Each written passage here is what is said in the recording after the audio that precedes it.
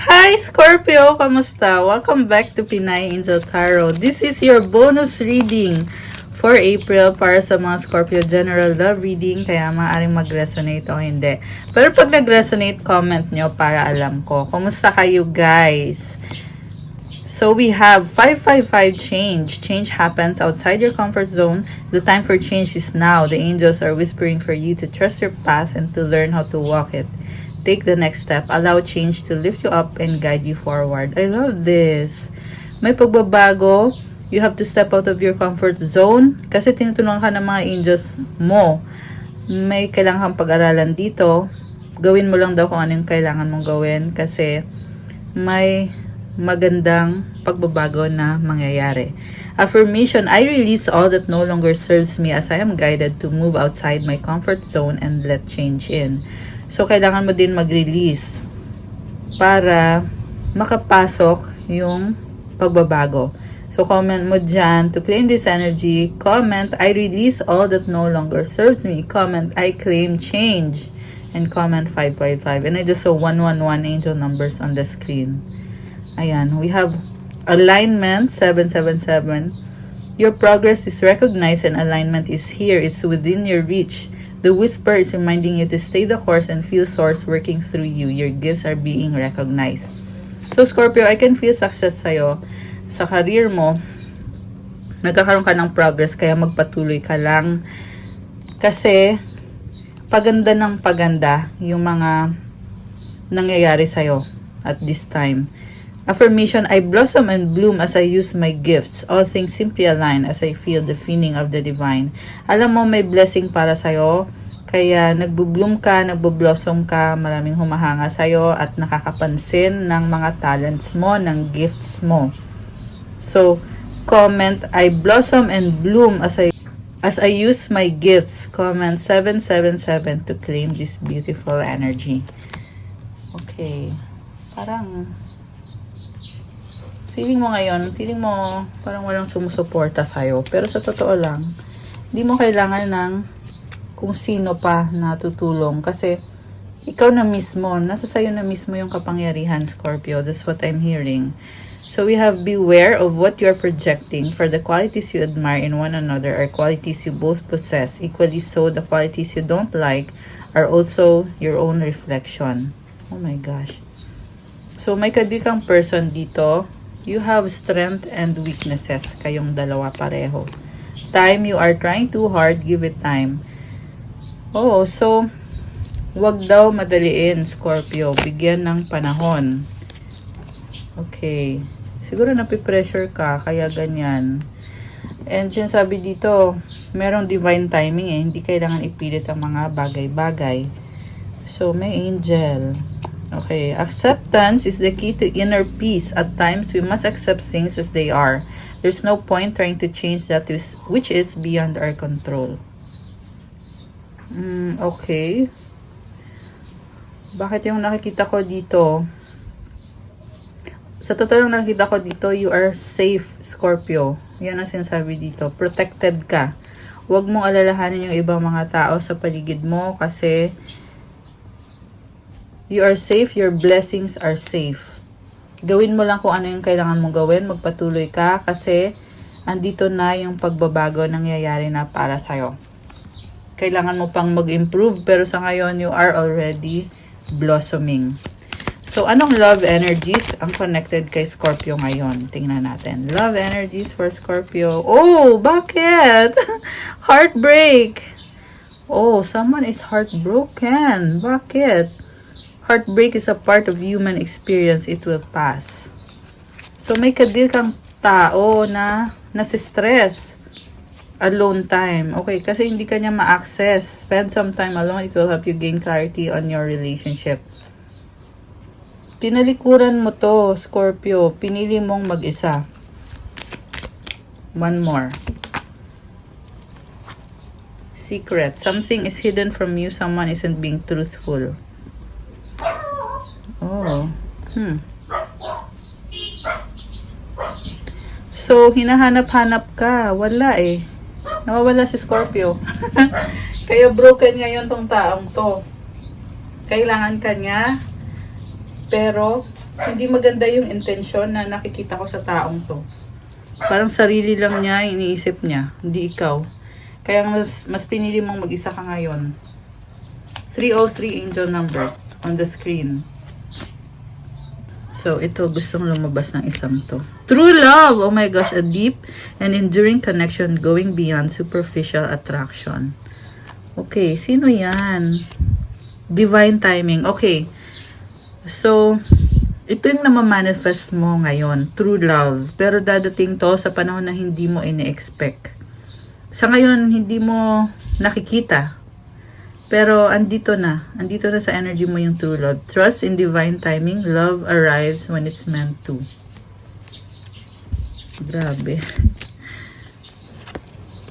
Celebrate. Today, celebrate the love you share with those who matter most. So, may nakikita kong kasalan dito, guys. Abundance. Oh my gosh! Open your heart to receive the abundant love the universe has to offer. Grabe. Ang taray mo dito. So, you have everything you need and more, Scorpio. Kasi abundance is the energy na nakukuha mo kung ano man yung minamanifest mo. Grabe! I love it. Comment, claim, abundance. Na-excite ako. So, someone wants to apologize. Apology at the bottom of the deck. Never underestimate the power of a heartfelt apology. Nurture. Sobrang sorry siya. Okay? Kayang-kaya mo sarili mo. You are enjoying your good energy and your prosperity and abundance. Samantala, itong person na to ay gustong mag-sorry sa'yo. Okay, ano bang nangyari dito? At ano ba ang nararamdaman nitong taong kadil mo, Scorpio? Tingnan natin, guys. Check natin from the tarot. Okay, anong nararamdaman ng person na kadil ni Scorpio? Anong nararamdaman ng person na kadil ni Scorpio? Okay. Gulat ako doon The Lovers. As the first card, this is your soulmate. Someone who loves you deeply. At ikaw yung pinipili niya. Ikaw yung minamahal niya. Tapan natin kasi walang suot. This is a match made in heaven, guys. Oh my goodness. Someone is in love. The moon. Okay, may mga sikreto. Grabe. Alam mo, pure yung puso nitong taong to. Sa'yo lang niya binibigay yung puso niya. Ikaw yung pinili niya. May choice siya between you and another person. Pero si Scorpio yung pinipili niya. Grabe. Haba ng hair mo. Taray. The Hermit. Okay. Malalim ang isip ni person. So, gusto niya talagang mag-workout to eh. Gagawin niya lahat. 7 of Wands. Kaso lang, guilty. Okay, guilty sa nagawang pagkakamali sa'yo. Pero sa totoo lang ngayon, ang nakikita ko, nilet go niya yung mga options niya. Ikaw na yung laman ng puso nitong taong to ngayon. Okay, 2 of Swords. Bakit ganon? Bakit hindi siya makapag-desisyon? Nakakaloka. Alam niya sa puso niya na ikaw yung mahal niya. Pero may mga bagay na hindi niya mabitawan or hindi niya kayang i-let go. And for some of you guys, this person is under black magic. Under spell siya. Someone is manipulating this person. Kaya nakatrap siya sa isip niya na feeling niya wala siyang magagawa sa sitwasyon. Pero sa isip lang niya yun. Bottom of the deck, we have the Emperor. Wow. Soulmate or twin flame. This is the divine masculine, itong si Emperor. Malakas ang confidence niya ngayon. Pero kasunod nito ay Queen of Swords. Umiiyak siya dito. Ibig sabihin, natatauhan to. There's conflict, 5 of Wands, and then 2 of Cups. Okay. Merong umaatak sa kanya. Mahal ka niya, gusto ka niya, pero ayaw bumitaw itong si Queen of Swords. Kita mo, nakikipag-away pa to. Ayaw siyang bitawan. Kaya ito yung ini-stress. Kita mo parang ang lalim ng mga mata niya dito. 'Di ba? Ito yung sinistres ng person na to. Kasi, gusto na niyang lumapit sa'yo eh. Very pure yung pagmamahal niya sa'yo. Pero may pumipigil. Also, I'm seeing na gusto niyang harapin once and for all itong mga problems na to. Pero ang tanong is, gagawin niya ba? Two of Cups. This is the energy of reconciliation. Love. Knight of Swords and the Devil. Yun lang merong umaatak sa kanya. Alam mo, merong sumasabotahe ng energy nitong person na to. They're under spell. Ayan o, the Devil and the Magician. Mangkukulam. Mangku. Three of Pentacles. Ayan o, tingnan mo ang ginagawa nito. Ayan. They're doing black magic on this person. Itong si Queen of Wands. So, very clear yung cards dito. And yung ginagawang magic is to attack your relationship. Kasi gusto niya sa kanya mapunta itong taong to. Pero, nagkaroon na ng clarity itong person na to eh. Ibig sabihin, for a while, napaniwala siya nitong person na to, itong karmic third party energy. Napaniwala siya, kaya ka nga niya pinagpalit eh. Yeah. Pero this time, ito, nag-clear na yan. Dito yung Lovers eh. As the first card. Naliliwanagan na siya na manipulate siya nitong taong to. Kasi, ikaw yung totoong mahal niya. Ikaw yung kapartner niya na guided by this angel. Kayo yung match made in heaven. Grabe. Okay. So, anong mangyayari dito sa connection na to? Anong mangyayari dito? Four of Swords.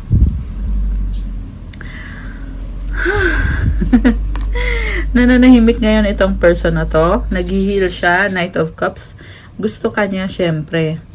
Pangarap ka niya. Page of Wands. May gustong sabihin sa'yo. Grabe. Pero this is someone na pagod, exhausted, kasi naging toxic yung mga nangyari sa buhay niya. Death. So, itong death, it's showing me na tapos na eh. Yung cycle na yon na hindi siya okay. I mean, I'm not saying na perfect itong person na to kasi hindi eh. Pero, ibig sabihin kasi ng death dito, kumbaga yung siya na naging toxic sa'yo, nakikita niya na yung sarili niya at tapos na siya sa cycle na yon.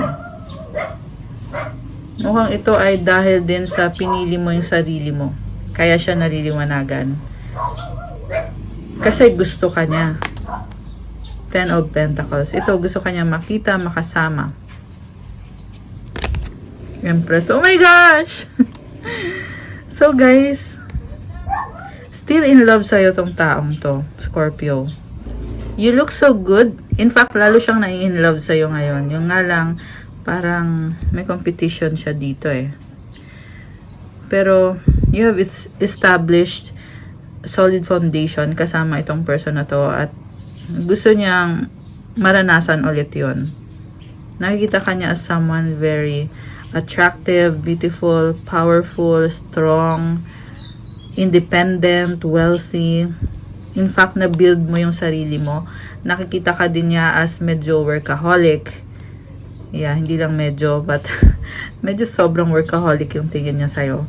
Pero in a good way. Kasi nakukuha mo kung anong gusto mo dahil pinaghirapan mo yan. Sa bottom of the deck, Page of Pentacles. So, hindi ka maghahabol. Yan ang sabi dito. The Hanged Man. And someone here is parang standby lang muna. Nakahang eh. Standby lang muna siya habang iniisip niya yung mga pagbabago na nangyayari ngayon. Kung ano na ba yung sitwasyon ninyo ngayon. At kung ano yung dati. Kasi naliliwanagan siya. King of Pentacles. Munti ko sinabing Knight eh. King of Pentacles. Medyo awkward, no? Parang awkward yung situation. Pero, someone very loyal. Eight of Pentacles. Busy sa work, focus sa work. Five of Pentacles. Parang feeling niya, nawalan siya ng inspiration. Nawala ka eh. Three of Pentacles. Oh my gosh. Grabe, ang sakit. So, may nakita ko dito. May tinatanaw eh na nasa malayo, lumayo, nagpakalayo-layo, nag-travel. So, yun yung iniisip niya na paano ko ngayong wala ka na. Okay, iniiyakan pa niya yan. Queen of Pentacles. Nine of Swords. Wheel of Fortune. Mahal ka niya, hindi siya mapakali kakaisip sa'yo at gusto niyang baguhin for the better yung connection nyo. And yung gusto niyang mangyari is gawing stable kasi gusto niya forever na yan. Yun yung gusto niya. Judgment. Eight of Swords. Okay, merong humuhusga sa kanya. Parang this is someone na nag-aalala kung anong sasabihin ng ibang tao. Pero ngayon, sabi dito wala na akong pakialam. The Fool. Ayan o. Wala na daw siyang pakialam. Kasi gusto niyang bumalik sa buhay mo. Knight of Wands.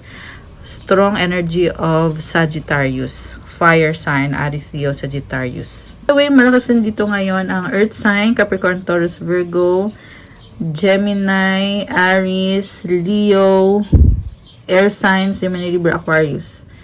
Fire sign, Aries, Leo, Sagittarius. Although this can be any sign. Meron ding Scorpio, Libra, Taurus, Cancer, Virgo. Okay, yun yung mga malakas na signs dito, guys.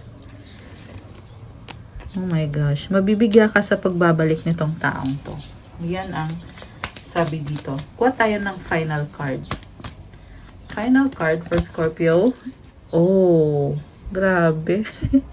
Sobrang in love sa'yo. May nakita kong travel. Oh, ito siya, oh, King of Cups. Obsessed sa'yo to eh. Wish ka niya. Pangarap ka niya. Masayahin tong taong to. So, ang gusto yung mangyari is iparamdam sa'yo yung pagmamahal niya at magsimula kayo ulit with this Ace of Pentacles. Nangangarap na siya. May plano na siya. Oh my gosh! Parang kinilig ako doon. Okay, ang ganda ng outcome, napakaganda. This person will express his or her love for you. So, pangang wala kang in-expect sa taong to, Scorpio. Pero yung pag-ibig niya ay umaapaw para sa'yo. So, we have 5th chakra, Archangel Gabriel. Oh, throat chakra to. May sasabihin sa'yo. The garden and the gate. Grabe. Magta-travel siya. Gusto kanya makita, makasama, sorpresahin. Very nurturing energy. So, I see someone na di mapakali. May offer sa'yo to. Hostilities. Okay. So, may katigasan ng ulo or merong another energy to na matigas ang ulo. Na galit sa'yo. Okay? The Temple Path.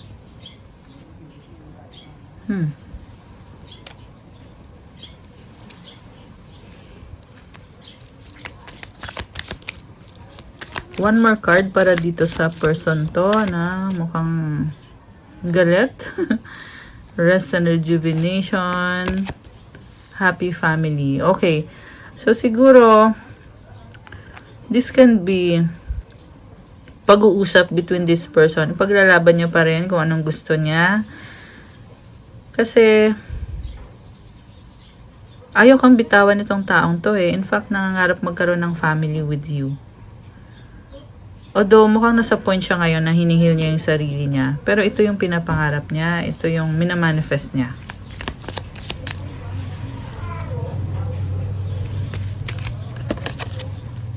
Door to Spirit. Okay. So, alam mo, may nakita din ako dito, guys, na naiinggit sa happiness na ini-enjoy mo. Okay? Pero hayaan mo na yan, mga inggit-inggit na yan. Kasi wala ka namang kailangan gawin dyan. Pinapakita lang talaga dito.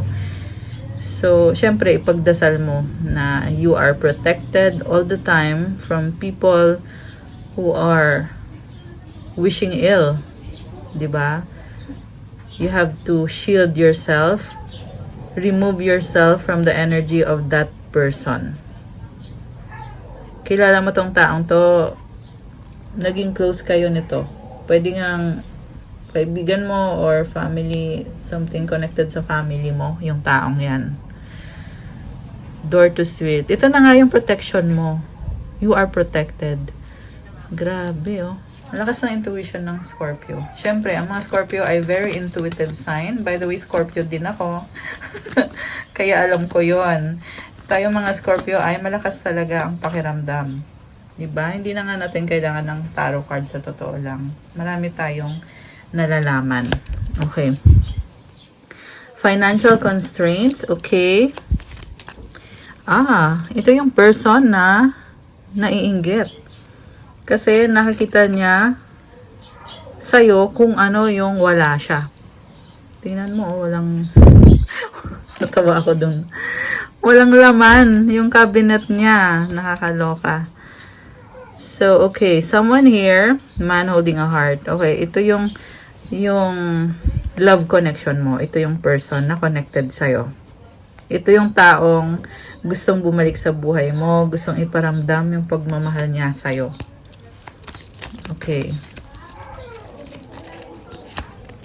All tied up. Nakastuck siya sa isang situation, the world. Pero, this person is removing himself or herself from the situation na nakastuck siya. Aalisin niya yung sarili niya. Okay, tumalon yung cards. Okay. Yeah, connected dun sa nagtatry na isabotage ka. It will backfire.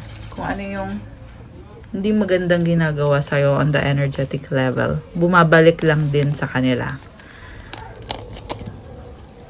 So, tingnan natin. Ano ba ang paparating for Scorpio at yung person na ka-deal mo? Tingnan natin, guys. Anong paparating? Uy! Oh my gosh! Honeymoon! Charets.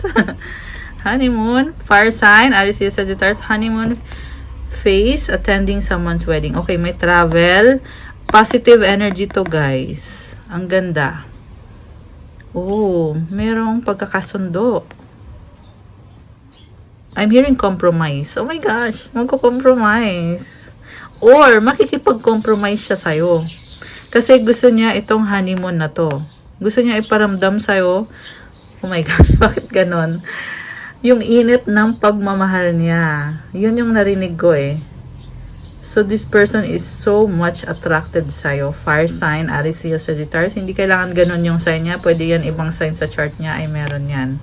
Patience, just a few more months, good things come to those who wait. So, anticipate mo ito, Scorpio, na babalik na sa buhay mo or papasok na sa buhay mo itong very passionate person.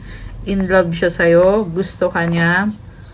Medyo mabagal siya, no? Kasi andito yung patience, eh. So, may mga challenges. Okay? It's up to you kung paano mo i-handle itong person na to. Pero, gusto ka niya. Yun lang ang masasabi ko sa ngayon. Ayan. So mag-wish kayo, guys. Kuha ko kayo ng kasagutan sa wish niyo. Okay. Kuha ko kayo ng kasagutan sa wish niyo. Okay. So, ito ha, tingnan natin yung kasagutan. We have, the Death card. Ikaw to. King of Cups. And the Seven of Pentacles in reverse. This is a big decision. Oh my gosh. So, nag-yes naman. Death is Scorpio energy. Ikaw to eh. So, your decision will prevail. Sa totoo lang, nakikita ko, pinipili mo sarili mo eh. Kasi Scorpio yung unang card. And you are happy. King of Cups, Scorpio energy, water sign energy. You are choosing your happiness. kahit parang feeling mo dito, nag-back to zero ka, pero still, you are safe, you are happy, you are strong, you are independent. Okay? Yan yung kasagutan sa wish mo, Scorpio. Comment kayo kung nag-resonate. So, that's all for our reading para sa inyong mga Scorpio. Bonus reading. And I saw again 111 angel numbers. Oh my gosh. So, please like the video, comment kung nag-resonate ba or kung nagustuhan nyo ba. Subscribe and hit the notification bell. Kung kailangan nyo ng gabay, pwede kayo magpa-private reading. Tingnan nyo po sa description box. Andyan nakalagay yung mga contact details. And check out my Instagram if you want to start your Christmas journey. Napakaganda po ng mga bracelets. Galing pa to sa iba-ibang bansa. Ako mismo ang nag-cleanse at nag-charge. May mga special prayers and mantras to, guys, to really enhance the energy of the crystal. And syempre, andun yung mga wish granting na mga intentions at specific intentions mo ay nilalagay din sa crystals. So, tingnan nyo sa Instagram ko, pa-follow din po kasi kailangan ko din yung support nyo at i-message nyo na lang ako. Thank you, Scorpio! I love you guys! Have a good day. God bless you all. Stay safe. See you again soon. Good night or good day kung kailan nyo papanood tong video na to. Thank you, guys. Bye!